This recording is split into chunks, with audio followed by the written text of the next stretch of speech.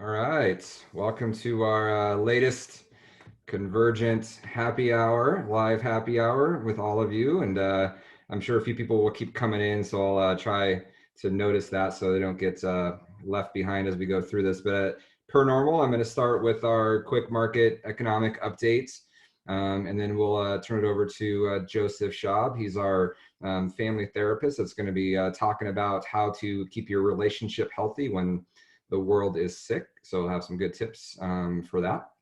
But I'm going to get started on kind of what we're seeing out there in the world of economics and markets. But let me just turn on the screen share here.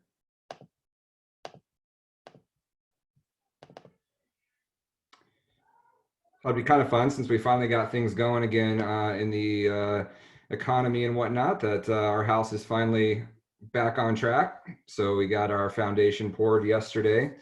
So it's kind of fun to, we went out there, checked it out. So they'll be pulling off the boards either today or tomorrow. And so, yeah, rolling again, thankfully.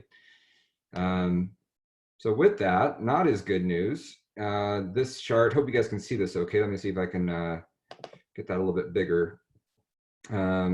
This is the chart of the recent GDP estimate. So this is the first estimate for Q1. So it was down 4.8%.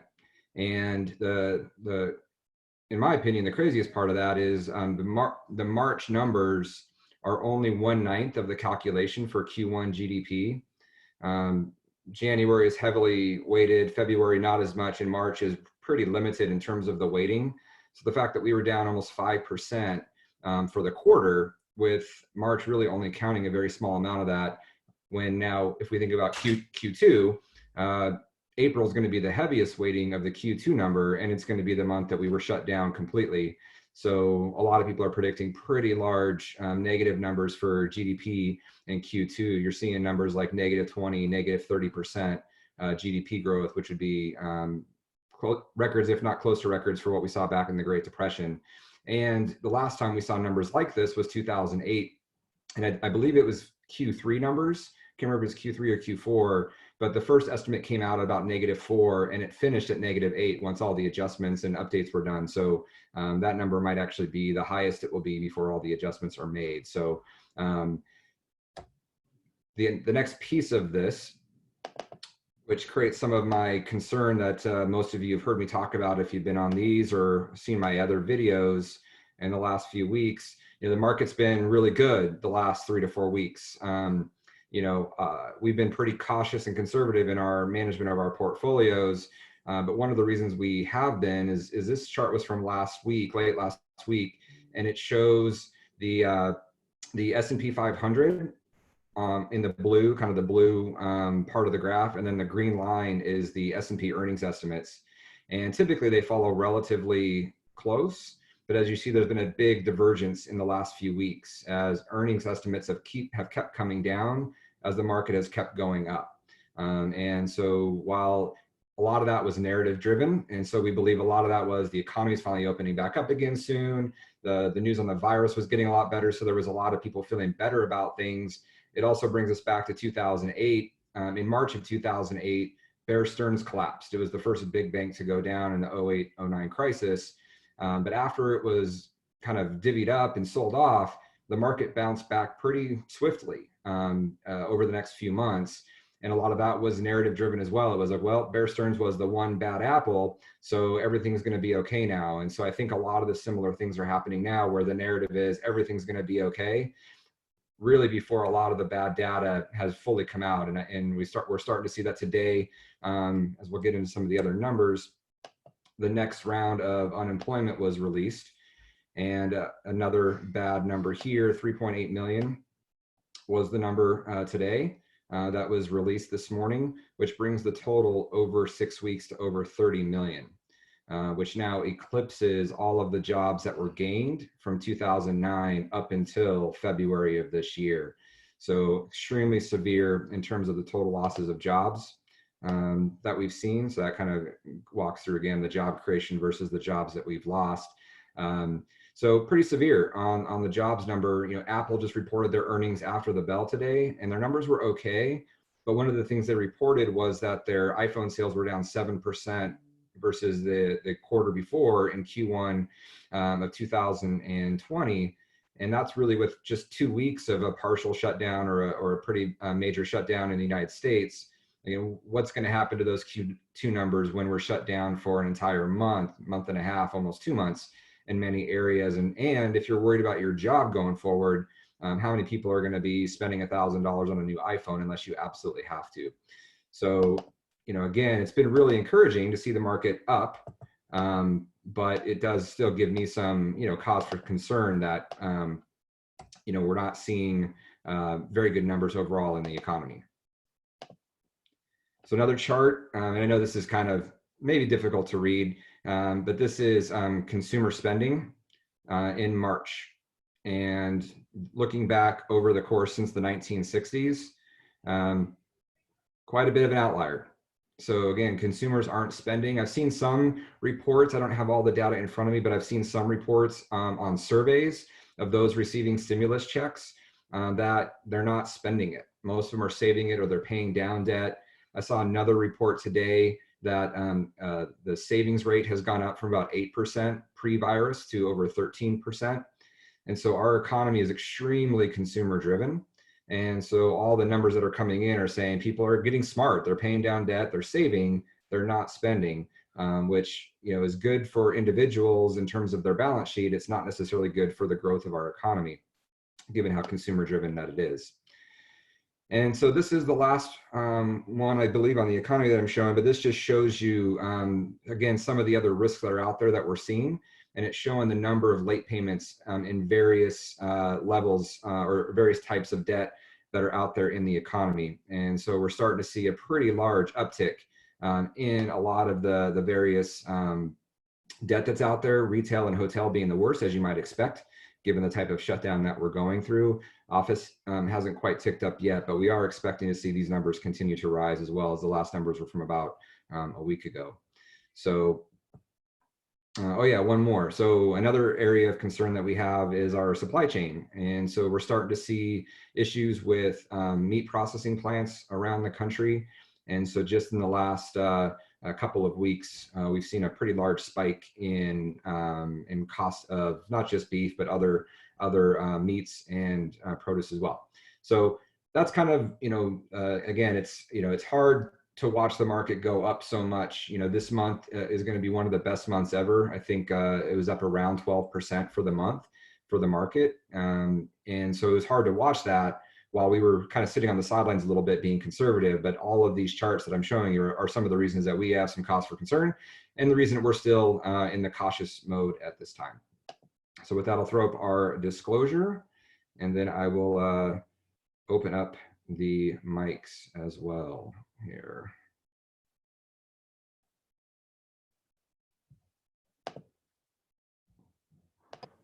So any questions from that quick presentation? Hey, that was a good question.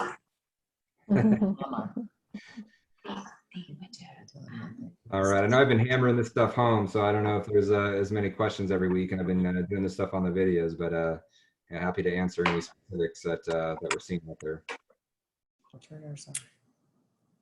I mean, it's kind of a statement as much as a question, but it seems like the market's probably going to be very volatile, slightly down for a long time, is my impression.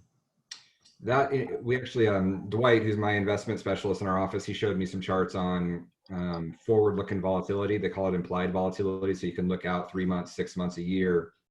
And while short-term volatility has come way down, meaning that short-term market activity has been pretty positive, all of the longer-term measures of volatility, and the way they measure those is they look at futures contracts on like the S&P 500. So what do people think the market's going to be doing in 3 months out, 6 months out, 12 months out?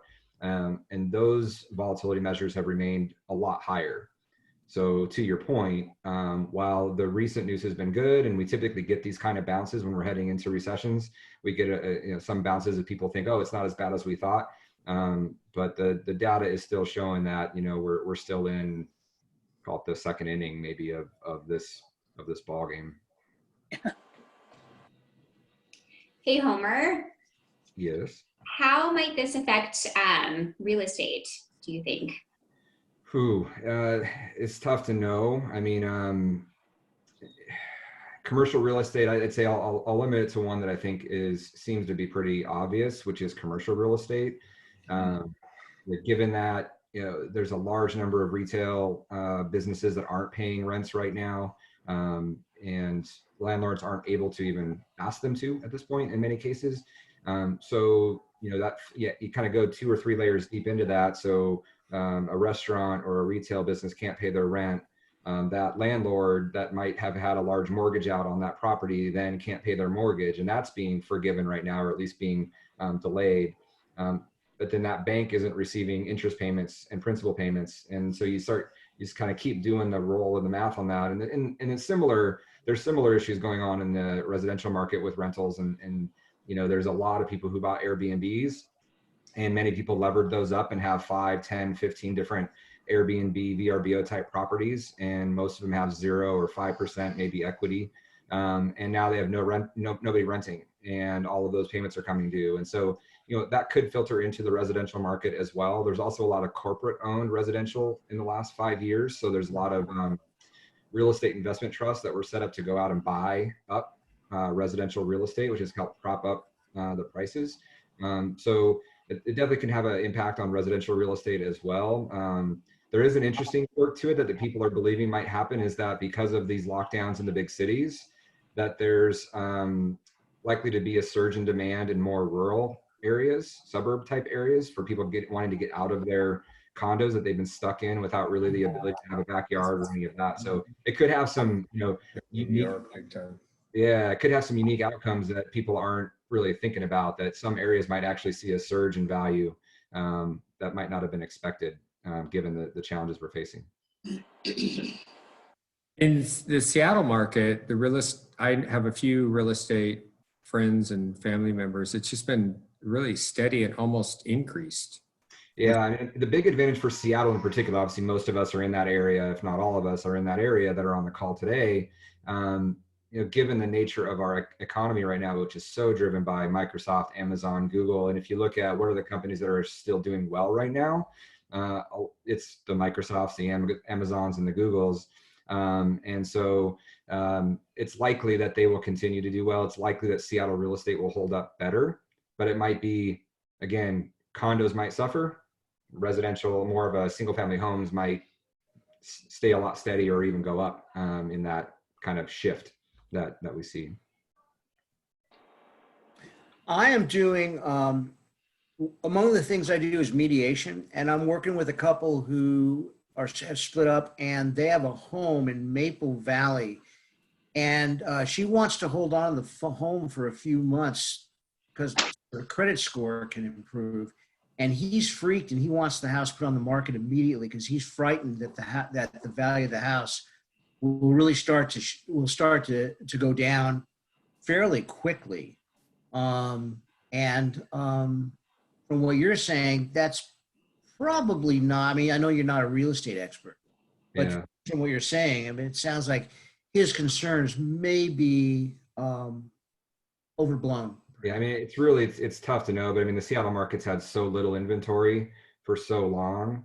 And so there's still a lot of people that, again, that have job security that are looking for homes and are going to be looking to buy. And they may be looking for a slight discount given the situation we're going through, but there's a chance in the Seattle market, which includes the, Renton, Maple Valley, those suburbs, it's likely to hold up better than it would in other areas, I would think. Well, I'm going to ask you to be an expert witness in my case, okay? All right, sounds good. Yeah. Okay.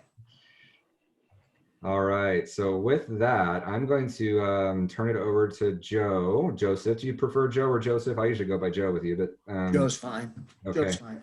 I'm gonna turn it over to Joe, and he's gonna talk us through some tips on keeping us all healthy in our relationships while we're dealing with some of this, and he'll have plenty of time at the end for questions as well. So you want me to walk you through this, or do you want to give your background, Joe, when I turn it over to you? I'll do it. I'll do it. Sure, that's cool. Hey guys. Yeah. Just by way of brief background, I've been a lawyer since 1974, and I did a whole bunch of interesting litigation liability, did a lot of interesting stuff. But then I got kind of tired of doing litigation, and I ended up transitioning into doing counseling. So I went back to school in 1988, and I got my degree in marriage and family therapy, and shifted my interest in law to family law. And then I moved here from Southern California in '95, and I kept doing family law pretty much exclusively for a while, even though I was a therapist. And I really missed doing that other stuff because I don't have the temperament to be a litigating family lawyer. It annoyed the crap out of me. The other side, being unreasonable, really just, I come home and I complain all the time to my wife, and she'd kind of say, what the hell are you doing this for? And I said, good point. So eventually I made the transition into doing couples work, and I became trained in this fantastic approach to working with couples called emotionally focused couples therapy, which is, it's like a revelation. It's incredible. I have a strong belief that any therapist who works with couples has to be trained in an approach that relates to couples. It's a couples approach. And there's a few that are really excellent. And one of them is what I do. And another one of them is what you maybe have heard of is John Gottman's work. And I don't know if you guys are familiar with Gottman, but he, even though that's not the heart of what the work I do, when it comes to tips, man, Gottman is full of them. He's got great tips. And and a little bit about his background is kind of fun. John Gottman has been a professor of psychology at University of Washington for, God, I don't know, 35 years or something, a long, long time. He got his bachelor's degree in math at MIT, and then he got a master's in math, and then he got his PhD in psychology and math. And so he became a super researcher, and has been a super researcher about couples for the last 35, like I say, 35, even 40 years. And here's what this guy does. He has taken thousands of couples and sat them down in front of a video camera, and he's hooked them up to have to check their respiration, their heartbeat, their galvanic response, to figure out what their physiological responses, whether they get really revved up over certain things. And he sat and he's observed thousands upon thousands of hours of couples. And he'd say things like, okay, just talk about anything. Or he'd say, talk about something that's really a hot issue that you guys usually fight about. On top of that, he will take couples. He calls it the Love Lab. They got like a condo overlooking the Montlake Cut near University of Washington. And he will take a couple and put them in this condo for the weekend. And there'll be cameras and mics everywhere in the condo except for the bedroom and the bathroom. And he would say, just go about your business, do whatever you're going to do, be normal. And then he would observe it.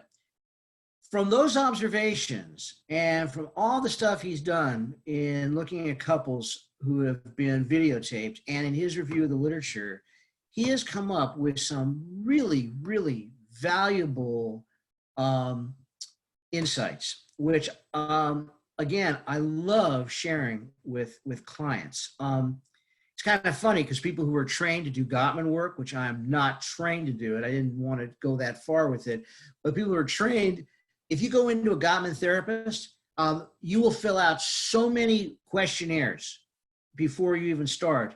It's really daunting because it's still fundamentally research based, you know. But some of the things that he says that are really, really important, and some of the things that I have really observed are, number one, I'll say this is a Joe thing or this is a Gottman thing. And the first thing, like this is a Joe thing, that what I've really observed with couples is that if there is an area that people kind of grind on each other, and I want to talk about it in a second, if people's external stresses are high, it will almost automatically accentuate the area where they're grinding. And the problem that people have when they're in some kind of distress with each other in an intimate relationship is they think that the issue what's really going on is whatever they're talking about. You know, you're leaving your underpants in the living room. It's my living room. Who the hell knows? You know what I mean? You're not helping with the housework. What do you mean? I just vacuumed last week. Whatever the hell people are arguing about is not really what's going on. But what's happening is that this underlying stress that people have, and when I meet with a couple, the two things I always want to get a sense of is how are they interacting? Like, what's going on? How do they do their conflict? What's their pattern? But the second thing I'm always interested in is what's their stress? And not only are people today isolated from everybody else and dealing with that, but people are at a lot of financial stress too. So there's tons of anxiety floating in our society, and there's a lot of conflict in our society too. Love or hate, the current administration. I think there's no denying that there is an enormous amount of conflict because people love them or hate them, and there's not a lot of subtlety in it. So there's a lot of that sort of societal stress going on. So the important thing that I'm always telling people who are seeing me is bear in mind that you are under a considerable amount of stress right now, and give yourself and the other person a break, because whatever's bothering you is going to bother you even more. A Gottman thing that I think is the most valuable thing I always share with people is that Gottman determined, this is like a great Gottman thing. I love this one. I tell it with everyone because people always are coming in saying, we don't get along. I think we're incompatible. And what Gottman says is, from his observations, is that couples who are all couples, the whole range, if you're together 6 months and blow apart, to couples who've been together for 50 years, 60 years, they're a great couple. They know they're a great couple. Everyone around them knows they're a great couple. In all of those, about 69% of differences and conflicts are not resolvable. They are based on just who people are. One person is more social than the other one. One likes to be more closer to their families than the other one. People like to have, people are different in their sexual frequency. People are different in terms of housework issues. Someone wants to vacation at the beach. Someone wants to vacation in the mountains. I mean, there are so many ways. There's introverts and extroverts. There's so many ways that people are different. And the point is that they're always going to be different. And to think that I'm going to get my wife to come a little closer to me and I'll come a little closer to her is actually, in many ways, it's a false wish. It generally doesn't happen because it's basically who we are. And the next step is we are who we are for good reason. Whatever drives us, whatever causes us to have whatever kind of personality quirks, or however, we might get on our partner's nerves and they get on our nerves, those things are who we are, and we're generally not going to change. And what allows people in great relationships to deal with that is they understand that their partners is basically different. And as Bill Doherty, who's a great therapist and a really great writer about couples, he says, being in a intimate relationship means that you're going to be dealing with fundamental differences for the next 10, 20, or 50 years. It's not a tragedy. It is just what it is. And I would bet that anybody who's been in a long-term relationship among you guys or people have basically come to realize that the fact that your partner is different from you and doesn't do things the way you do and really resists doing things the way you do doesn't mean they don't love you. And I think the thing that really gets people whipped up and makes things really difficult is people begin to think that if you're not responding to me and changing the way you are, I'm not talking about abusive stuff, and I'm not talking about being a dick. I'm not talking about being really a nasty person. I'm talking about just being different. And if you explore what's underlying the way people are, you'll understand more about like who are they and what makes them tick. And I think a lot of times we stop asking those questions of our partners. One of the greatest gifts we have in our partners, as with anyone, but certainly our partners, is curiosity. It's great. It's a great gift to have that. So one of the things that I observe all the time is couples come into my office and they end up having arguments, and the arguments turn into debates. And it's the most fruitless, frustrating thing for people. And I watch it for a while, and then I let them know that they really can't have to stop doing this, because my wife tells me what's going on with her, and it sounds to me like she's not getting me. So I just repeat what I want her to know that's important to me. And she'll hear that, and it'll sound like she doesn't really get what's important to her. So she'll just repeat what's important to her. And she'll try to tell me why I should agree with her. And then I'll tell her what's important to me, and I'll try to tell her why she ought to agree with me. And it becomes a debate. People are debating. And I have never heard a debate between intimate partners ever come out where a person goes, unbelievable, that was fantastic, what an interesting point, thank you, I agree with you. Never happens. What happens is that people feel frustrated like crazy, because what they're doing is that they're continually hammering at the other person, trying to get the other person to basically agree with them, and they're never going to agree with them. But there's a difference between understanding where this person's coming from and agreeing with them. And I mean, I can understand what eats at my wife, but I got news for you. Me and my wife are really different about a lot of things. I love her to death. When she's doing something, I mean, she's the most precipitous decision maker. The house we live in, she bought before we got together. Her brother is a real estate.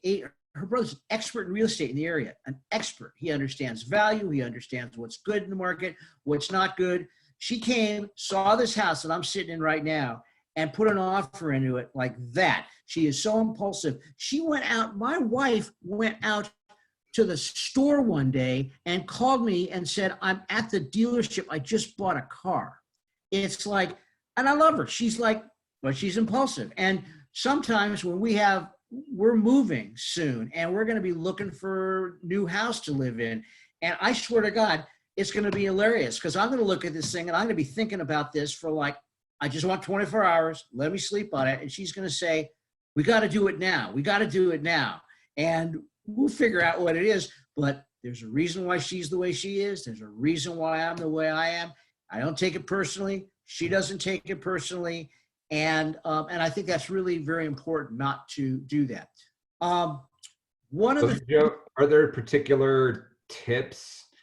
So, if we can even get to that point of understanding that we're just different and we got to be okay with that, are there, or generally, move in that direction, are there specific things, rituals to help recognize that? And Beautiful. Well, I love the fact you say rituals. Okay, Homer. See, Homer, you said you weren't going to be able to ask questions, and there you are. A perfect question. Perfect. Thank you.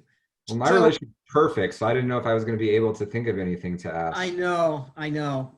Well, you and I, that's the thing that bonds us, because you and I are the only people whose relationships are like perfect and like never any fights. That's why Val's not on this one, so she couldn't dispute my comments. Yeah, and Bev's at the office, so that's good, right? So, but there's two things that are really good tips. One of them, it's a little bit different. It's a little bit off of what I was saying, but it kind of softens this feeling of distress when you feel your person is not getting you about something that's important to you.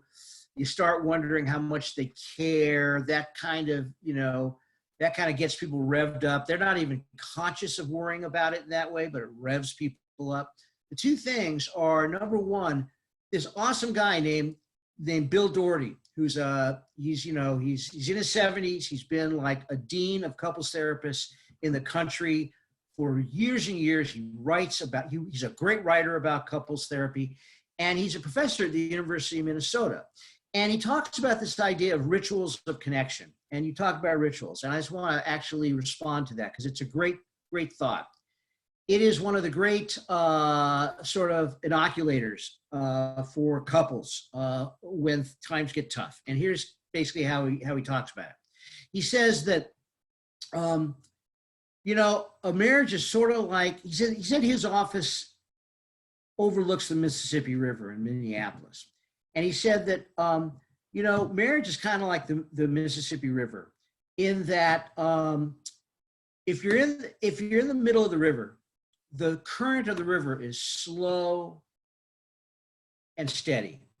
And you don't have to row really hard to stay in one place. But if you don't row at all, you're going to end up miles downstream, not where you want to be. And he said, marriage is kind of like that too. He said, marriages don't take a lot of work. And I think people who say a good marriage takes a lot of work, I don't like that because it makes it sound daunting. But marriage takes attention, which is different. And he said that it's really important for couples to develop, each couple to develop their own ritual of connection, some place where you can have, I get the term I kind of use because I kind of feel that way about it, kind of a sacred space for your relationship where your kids can't get to you, where work can't get to you, where the computer can't get to you. Anything that, everybody on this call, I will bet, is a really busy person. And you can let all the stuff in your life, from your work, from your social engagements, from your recreational pursuits, from your children, pull you away from each other. And it's very natural. And people put their relationships kind of on hold, thinking that, well, when X happens, when the kids grow up, or when I'm not working so hard, or, when I finally bring my golf game down to below 90, whatever the hell it is, we can like reconnect. But the problem is that you get into a habit where you're not connected.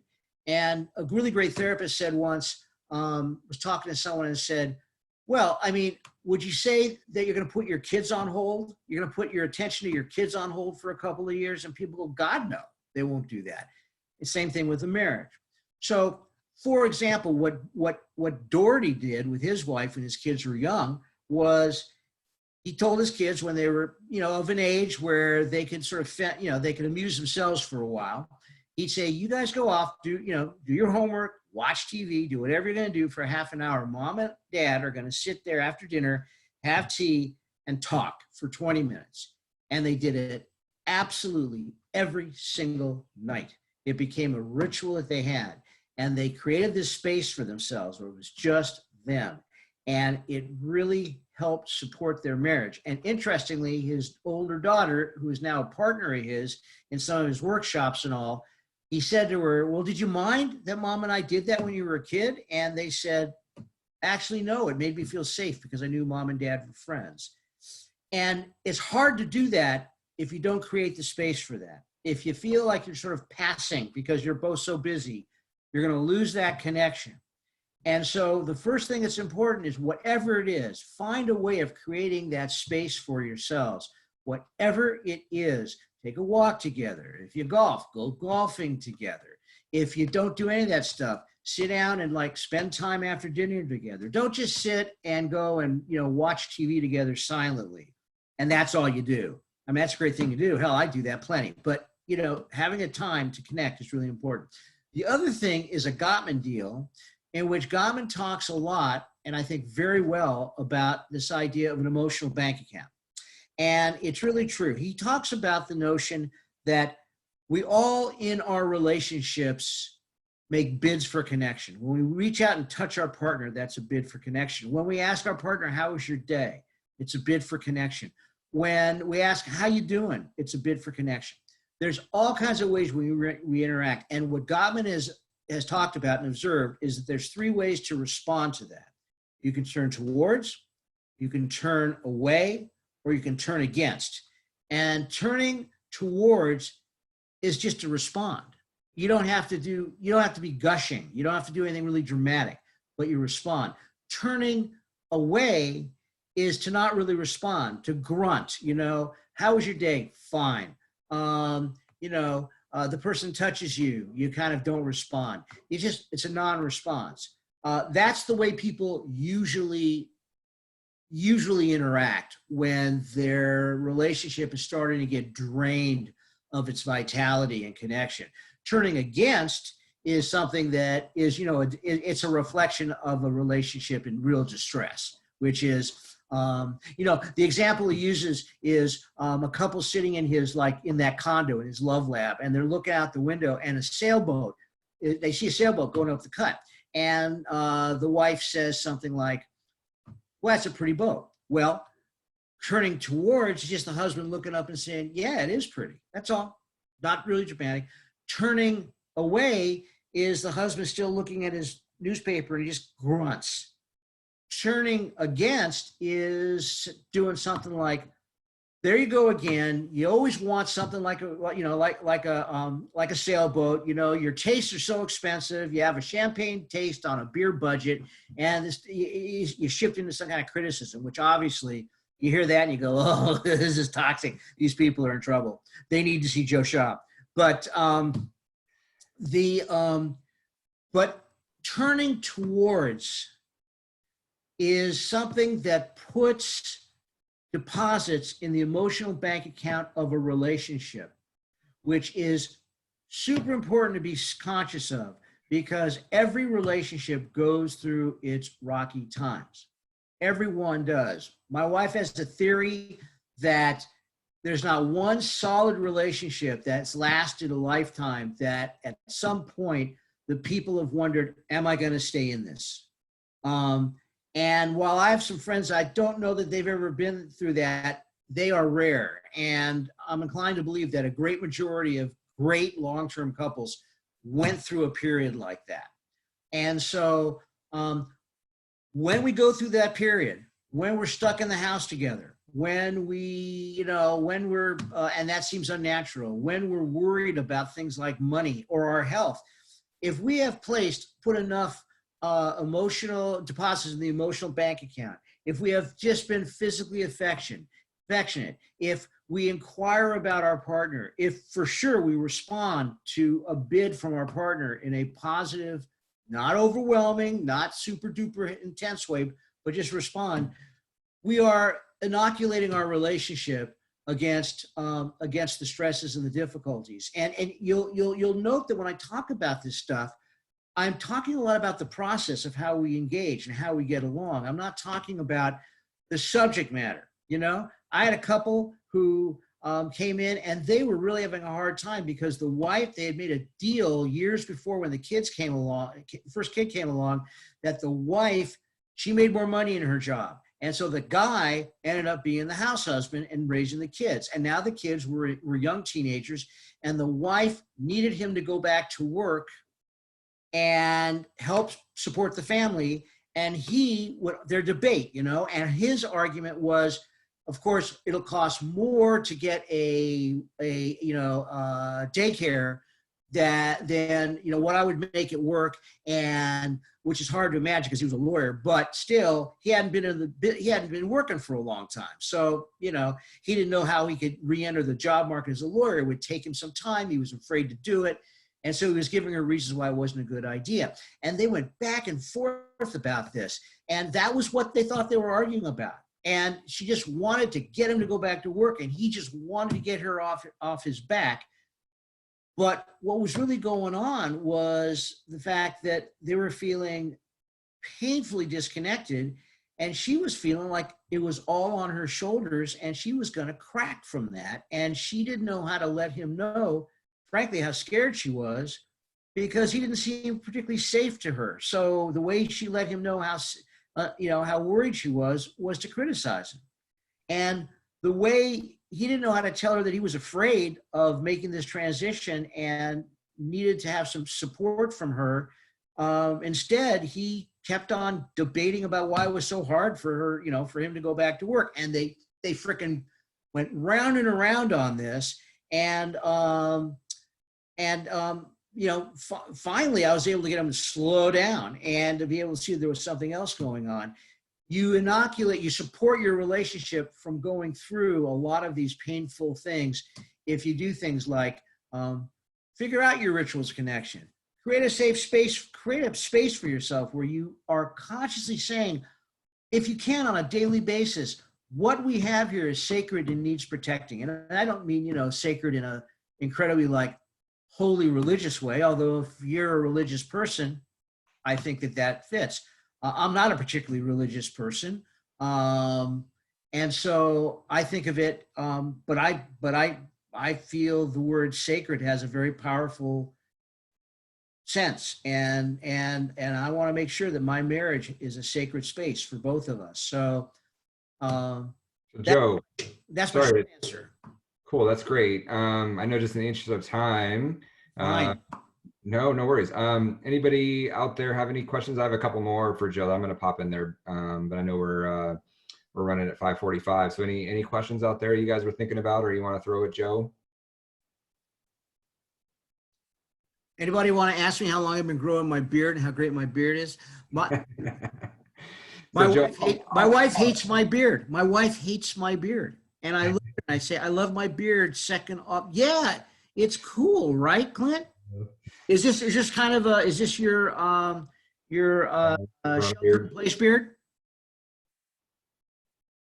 Yeah, you guys are muted. So yeah. So I'll ask one, Joe. So the reason this sparked this whole idea of you coming on was the blog post I did about kind of the difference between men and women and how we just are generally and react to things and think. Obviously you see that a lot. Not every couple is man and woman, but that's obviously right. Come up. But what do you maybe comments on that? Anything that you agree with that article or I'd love to. Yeah, that's great. How that communication could be better. That's great. Yeah. So here's I'm not going to go back briefly. And it's funny that if I do it briefly, because this is what I do. What I'm going to talk about right now is the approach I take, how I'm trained, and here's basically how it works. We are anybody here who has babies, who has kids, and I know that there is definitely someone that's got a little baby, okay? And actually, she's not a little baby. She's adorable, but she's not a little baby anymore. But anybody that has a baby knows that you develop a very powerful interaction in a relationship with your baby. It's called an attachment relationship, and it's been studied for 67. And it's actually part of the survival of the species. It really is. It's really necessary. I could go on for a long time talking about attachment, but just we'll accept the fact that is an overwhelmingly powerful thing that is like hardwired into our brains. And when we become adults, we no longer need that from our parents, but that need doesn't go away.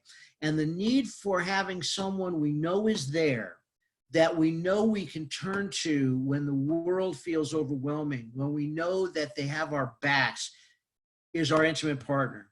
And every single couple that walks into my office is suffering from the fact that security of that connection has become challenged for them. And what happens is one partner, inevitably, it's amazing. I mean, it's partly like, when you're looking for, you don't look at cars until you're looking for a car, and then you start seeing cars on the freeway all the time. And it's kind of like, I got trained in this. It's where my lens is, and I see it in every couple. And it's a legitimate thing because it reflects the power of this attachment relationship. Anyway, one partner feels that there's a disconnection. They feel that there's something missing now between me and my partner, that it might have feelings, I'm feeling really alone, or I'm feeling kind of invisible, or I'm feeling, a lot of times people say, I feel very low on my partner's sense of priorities. And they don't know how to let their partner know how anxious and lonely that makes them, because I'm not sure you care. That's part of the problem. I don't know how much you care for me now. And I'm not going to open stuff up and be vulnerable if I think you don't care. That'd be kind of nuts. So the way I let you know is by telling you what you're not doing that I want you to do, or to tell you what you're doing that I don't want you to do. But I'm talking about you, and I'm talking about problems with you. Well, if you flip it, I'm the other partner, and generally I'm not that aware and concerned and anxious and lonely about a sense of disconnection. I'm generally feeling kind of okay about the relationship because that's not where my radar is, but I'm really, really affected by my partner's displeasure. And when my partner is pissed at me, unhappy with me, displeased with me, either by criticizing me or by shutting down and obviously being displeased and causing me to, causing this kind of thing, what's wrong? Nothing kind of thing, right? And in fact, they're not talking about what's wrong, but obviously there's something wrong. And I'm thinking, man, she's pissed at me. Or Never happens. Me. Never happens. And so what happens is that if I feel my partner is upset at me, I will withdraw because it's really hard for me to be in that environment. Well, what happens is that if I withdraw, my partner, who is feeling in some way abandoned by me emotionally, will begin to feel even more abandoned by me, and that my partner and the partner will kind of up their displeasure, their expressions of displeasure, and which is understandable. And the more my partner ups their expressions of displeasure, the more I'll go, oh man, I just shut down. I emotionally shut down. I withdraw emotionally, or I go, I get on the computer, or I work really hard, but somehow I withdraw. And the more I withdraw, the more it freaks out my partner, who's even feeling like more alone. And it's a cycle. Each person affects the other person. And and that goes to the gender question, because my experience is roughly 65% of the couples that I've worked with, the withdrawing partner is generally the guy. And the withdrawing partner is generally the person saying, I don't know what you need. It's frustrating for me. I feel really crappy. I don't know what you need. And the pursuing partner is 65% of the time, the pursuing partner is the woman. Women generally tend to be more mindful of the relationship kind of status and the energy of the relationship. So that is really more of the gender difference. I haven't read Men Are From Mars and Women Are From Venus for like 30 years, so I don't really know. I don't know to what extent that stuff is still legit, but I know that this kind of withdrawal tendency and intense pursuit tendency is kind of gender related. That was good. That's I'd be lying if I'd say that it's never happened. I know. Yeah, well, everybody, every one of us, every couple, every one of us who are in an intimate relationship, when things get kind of anxious, when things feel off, one of the people is feeling that disconnection, and the other person is feeling criticized, and that's really rough. It's rough for both people.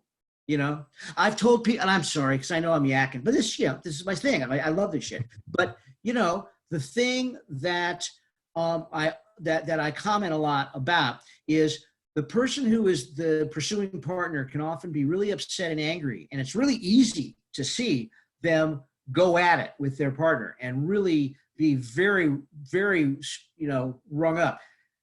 The partner who withdraws and kind of does a blank face to their partner, they think that what they're doing is kind of benign. They think, well, I'm not yelling at you. I'm not being abusive, and I'm not yelling at you.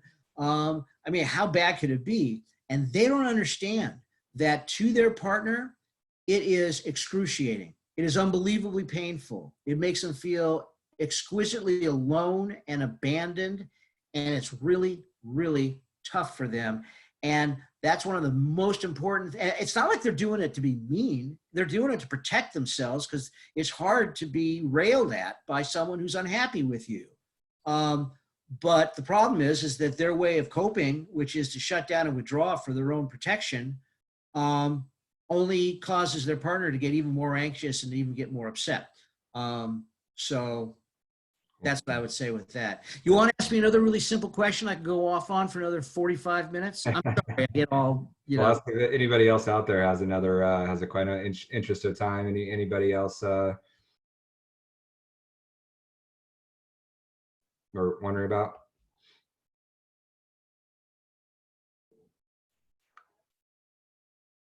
Well, I know, well, to me, this has been great. You know, I noticed in the interest of time, we're kind of running up against 6 o'clock. I have probably, I could just use, you know, this therapy session for a while. I'll just keep going, but, Really? yeah, so everyone's Bring it welcome, on. everyone's welcome to stick around. I'm going to ask some more questions related, kind of what we talked about before you jumped on, as I hit the record and stop the recording here, but just wanted to, take this moment and thank you for the time. This has been entertaining, informational, educational, all of that. And just Yeah, it's great to spend time with you guys. Thank you very much. Good luck. Take care. Be safe. Be healthy. Yeah, For thank sure. you.